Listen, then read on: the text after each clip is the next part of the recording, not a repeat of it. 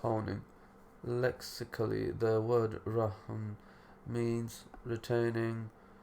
It is said something is rahan when it is permanent and confirmed. Allah has said, every person is a pledge, rahina, for what he has earned. As a technical term, it refers to pawning, wherein somebody leaves some form of wealth with another as collateral for a loan that is to be kept by the creditor if the debtor is not able to repay his debt. Its legality, Allah has said, and if you are on a journey and cannot find a scribe, then let there be a pledge taken. The verse specifically mentions while on a journey, but that is only stated because it is the most common case.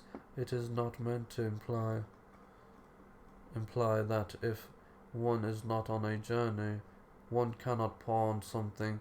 There are hadiths that prove that pawning is allowed even while not travelling. For example, Aisha narrated that the Prophet bought foodstuff from a Jew on credit, and he gave him his shield as collateral.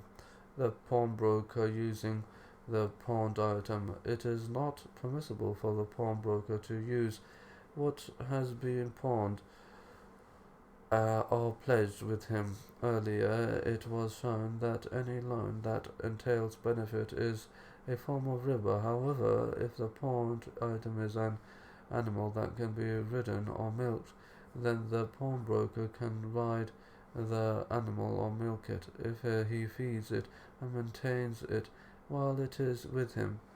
Abu Hurairah narrated that the Messenger of Allah said, the pledged animal can be ridden if it is pledged as long as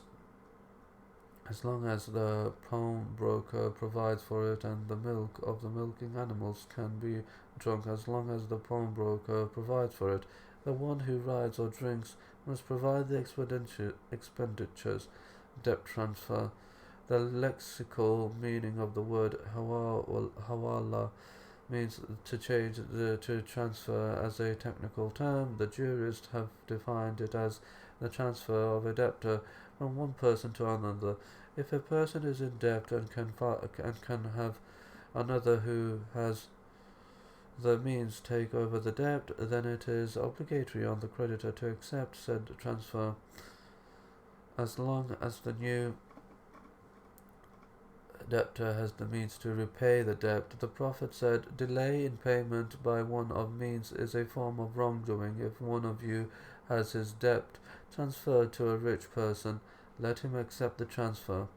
Depositing for safekeeping. The word al-wadiya means to leave something. Here it refers to depositing something with someone for the purpose of safekeeping. Its legal ruling. If a Muslim asks his brother to deposit something with him and to have him safeguard it, it is recommended for him to accept that request if he knows that he has the means to safeguard, as this is a type of assisting one another in piety and righteousness.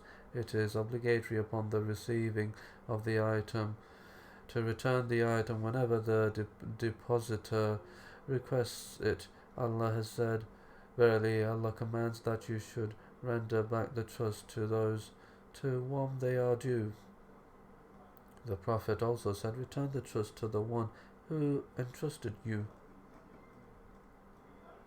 The responsible party, the one who is entrusted with a deposit, is not responsible for it unless he was negligent. Narrated from his father on the author of his grandfather that the Prophet said, if one accepts a deposit, there is no liability upon him. He also narrated that the Prophet said, there is no liability upon the one who accepts a trust. That Umar ibn al-Khattab repaid a depositor for a deposit that had been stolen from among his wealth. That this must be understood as meaning that he was negligent concerning it, and therefore due to his negligence he covered it for the other person, lending items at no charge.